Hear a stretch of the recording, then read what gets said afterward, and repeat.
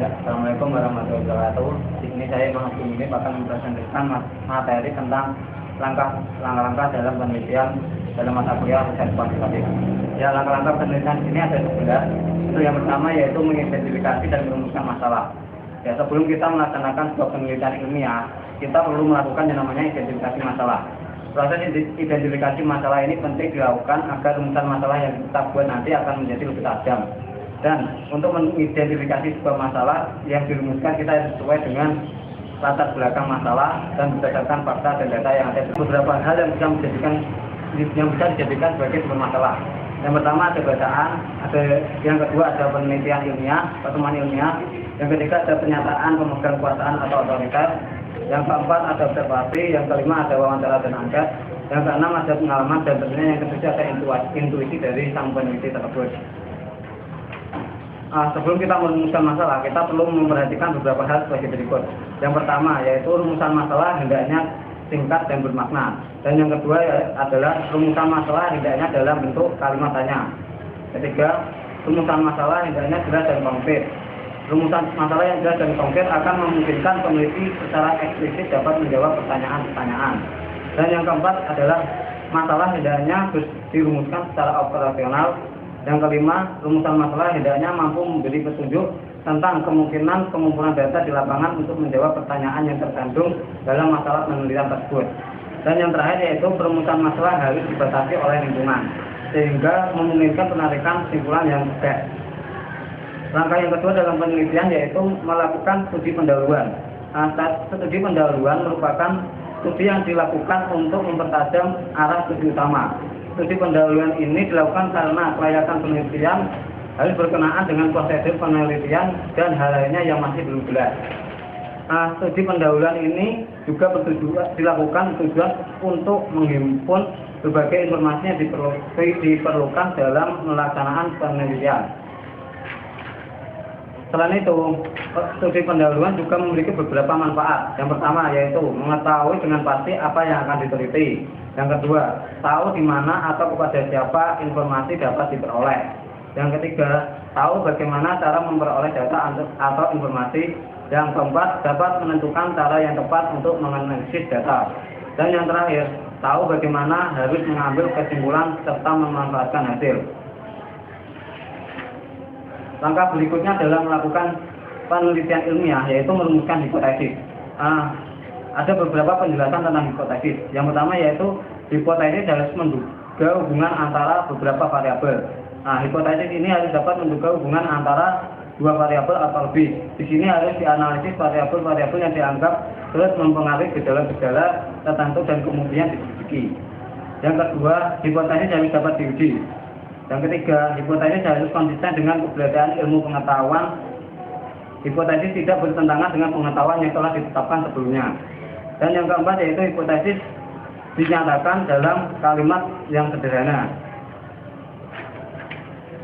Langkah keempat dalam penelitian ilmiah adalah mengidentifikasi variabel dan definisi operasional variabel. Variabel adalah suatu besaran kuantitatif atau kualitatif yang dapat bervariasi atau berubah pada situasi tertentu. Variabel ini ada beberapa macam. Yang pertama yaitu variabel manipulasi. Variabel manipulasi ini adalah variabel yang sengaja dimanipulasi atau variabel yang mempengaruhi sebagai faktor pengaruh utama dalam sebuah penelitian. Terus yang kedua ada variabel respon. Variabel ini yang berubah sebagai hasil akibat dari perubahan variabel bebas atau pemanipulasian. Dan yang ketiga yaitu variabel kontrol. Variabel kontrol ini adalah variabel di mana dia mempengaruhi penelitian tetapi tidak dimasukkan sebagai faktor yang utama. Sebagai contoh yaitu, misal kita akan meneliti pengaruh frekuensi pemberian pupuk kompos terhadap pertumbuhan tembakau. Yang menjadi variabel manipulasi di sini yaitu frekuensi pemberian pupuk kompos. Sedangkan variabel respon yaitu pertumbuhan tembakau. Dan yang menjadi variabel kontrol seperti jenis jagung, dosis pupuk, media dan sebagainya. Kita menginjak ke langkah kelima dalam penelitian yaitu menentukan rancangan atau desain penelitian. Rancangan penelitian merupakan prosedur atau langkah-langkah aplikasi penelitian yang berguna sebagai pedoman dalam melaksanakan penelitian ilmiah bagi si peneliti yang bersangkutan tentunya. Terus langkah selanjutnya yaitu menentukan dan mengembangkan instrumen penelitian. Instrumen penelitian merupakan alat yang digunakan oleh peneliti untuk mengumpulkan data yang dibutuhkan. Salah satu kriteria pertimbangan yang dapat dipakai untuk menentukan instrumen penelitian adalah kesesuaiannya dengan masalah penelitian yang ingin dipecahkan. Langkah ke-7 dalam penelitian ilmiah yaitu menentukan subjek penelitian. Nah, subjek penelitian adalah sumber utama data penelitian, yaitu yang memiliki data mengenai variabel-variabel atau permasalahan yang akan diteliti. Beberapa kriteria seseorang dapat menjadi subjek penelitian. Yang pertama, mereka yang menguasai dan memahami suatu bahan bukan sekedar mengetahui, tetapi juga menghayatinya. Yang kedua, mereka yang tergolong masih sedang berkecimpung. Yang ketiga, mereka yang tidak cenderung menyampaikan informasi hasil kemasannya sendiri. Yang keempat, mereka yang mempunyai waktu yang memadai untuk dimintai informasi. Dan yang terakhir yaitu mereka yang pada mulanya tergolong cukup asik dengan peneliti sehingga akan lebih memacu semangat untuk dijadikan narasumber. Yang kedelapan yaitu langkah melaksanakan penelitian. Pelaksanaan penelitian adalah proses pengumpulan data sesuai dengan desain atau rancangan penelitian yang telah dibuat. Nah, pelaksanaan penelitian harus dilakukan secara cermat dan hati-hati karena berhubungan dengan data yang dikumpulkan. Keabsahan dan kebenaran data penelitian tentu saja akan menentukan kualitas penelitian yang dilakukan. Langkah yang ke-9 dalam melakukan penelitian yaitu melakukan analisis data. Analisis data ini merupakan proses mengkoordinasikan dan juga mengurutkan data ke dalam satu kategori, pola, dan satuan uraian dasar sehingga bisa ditemukan tema serta dirumuskan hipotesis kerjanya seperti yang didasarkan oleh data. Selanjutnya yaitu merumuskan hasil penelitian dan pembahasan. Pada hakikatnya merumuskan hasil penelitian dan melakukan pembahasan adalah kegiatan menjawab pertanyaan atau rumusan masalah penelitian sesuai dengan hasil analisis dan data yang telah dilakukan.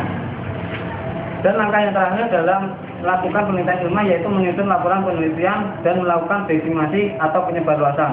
Penyusunan laporan dan diseminasi hasil penelitian merupakan langkah terakhir dalam pelaksanaan penelitian ilmiah. Format laporan ilmiah seringkali telah diberlakukan berdasarkan institusi atau pemberi sponsor di mana peneliti itu melakukannya. Diseminasi dapat dilakukan dalam bentuk seminar atau menuliskannya dalam jurnal penelitian. Sekian presentasi dari saya. Kurang lebihnya saya mohon maaf. Wassalamualaikum warahmatullahi wabarakatuh. Terima kasih.